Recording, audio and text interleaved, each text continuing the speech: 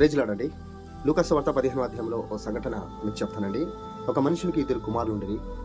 ఒకడు తన ఆస్తి అంతా తీసుకొని తండ్రి స్థానాన్ని కోల్పోయి తనకు కావాల్సిన ఆస్తి అంతా తీసుకెళ్లి దురార్పణకు పాల్పడి పాపముతో అక్కడ ఆ చెడుతనం అంతయు జరిగించి మోసపోయాడు. అప్పుడు తినడానికి తిండి కూడా లేక ఒకరికంత తెరి అక్కడ పందులు తినే పొట్టుతో బతకడం ప్రారంభించాడు. అప్పుడు అనుకున్నాడు, ఈ దేశంలో కరువు వచ్చినదే, నేను నా తండ్రి దగ్గర అనేక మంది పనివారు ఉన్నారు, అందులో నేను అతని కుమారుడుగా అనిపించిన కొనుక్కున్న కంటే ఒక పనివానిగా ఉండినా చాలా బుద్ధి పుట్టి తిరిగి తన తండ్రి దగ్గరకు వచ్చాడు. తండ్రి మనస్తత్వం కలిగిన మంచి మనసు కలిగిన తండ్రి ఆయన దూరంలో ఉండగానే పరిగెత్తుకొని హత్తుకొని ఉంగరం తొడిగించి వస్త్రం ధరించి కాళ్ళకు చెప్పులు తొడిగించి అతన్ని ఆహ్వానించుకొని కౌగిలించుకున్నాడు.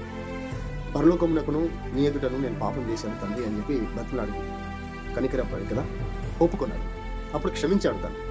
అక్కడ ఎన్నేళ్ళు ఉంటున్నటువంటి పెద్ద కుమారుడు ఏం జరుగుతుందని తెలుసుకొని చనిపోయిన నీ తమ్ముడు తిరిగి బతికి వచ్చాడని చెప్పి సమాచారం విన్నప్పుడు ఇంట్లోనికి రావడానికి అతడు రాలేక ఉండిపోయాడు. తండ్రే బతిమాలాల్సి వచ్చింది. అంటే ఒక తండ్రి స్థానాన్ని కోల్పోయి తండ్రి లెక్కలేనటువంటి వాడు తండ్రి ఎంత గొప్పవాడో తెలుసుకుని వచ్చాడు. ఎల్లప్పుడూ తండ్రితోనే ఉండేటువంటి వాడు తండ్రి అతని బతిమాలుకోవాల్సినటువంటి అవసరం వచ్చింది. 8 వచ్చిన చూస్తే బతిమలాడుకున్నాడు, లోపలికి రాబిడ్డాలి. అతను రాలేకపోయాడు. నేను ఎన్నేళ్ళుగా నీతో సేవ చేస్తున్నాను, నీ ఆజ్ఞని మీరలేదు, నా స్నేహితులు నేను ఒక మేకప్లను కూడా వధించలేదు, కానీ ఇతను వచ్చేసరికి రువ్విన దూడను వధించి గొప్ప సందడి చేసి పండుగ చేస్తున్నారంటే ఆయన చనిపోయి తిరిగి బతికిన వాడు కదా, నువ్వు ఎల్లప్పుడూ నాతో ఉన్నావు కదా అని చెప్పి తండ్రి బతిమలాడుకున్నాడు. కానీ విషయానికి వస్తే అతను తప్పు చేశాడు, కరెక్టే, చిన్నవాడు, తిరిగి తప్పు తెలుసుకుని వచ్చాడు, తిరిగి బతిమలాడుకున్నాడు. మరి ఇన్నేళ్ళుగా సేవ చేస్తున్నావు, టైంకి వెళ్తున్నావు, అన్ని వైపులా ముందుంటున్నావు, దేవునితో ఎల్లప్పుడూ సన్నిధిలో ఉంటున్నావు, ప్రార్థనలో ఉంటున్నావు, అన్ని వైపులా ఏ మచ్చ లేకుండా మనం ఉంటున్నాం దేవునితో.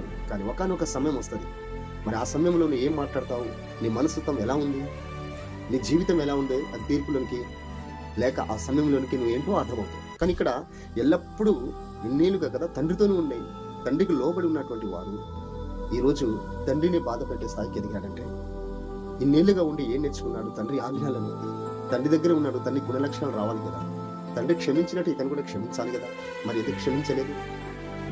అర్థం చేసుకోండి. ఈ 15వ అధ్యాయం లూకా సువార్తలో ఎన్నెల్లుగా మనం ఉన్నాము, ఏ సమయానికి వెళ్తున్నాము, అందరికంటే ముందుగా ఉండి నేనే ఉన్నాను, నేనే సేవకునిగా, నేనే విశ్వాసంగా, నేనే నమ్మకంగా అనుకోవడం కరెక్ట్ కాదు.